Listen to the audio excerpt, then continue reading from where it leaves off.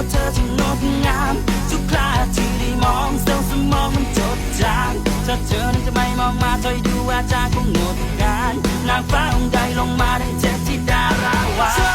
ม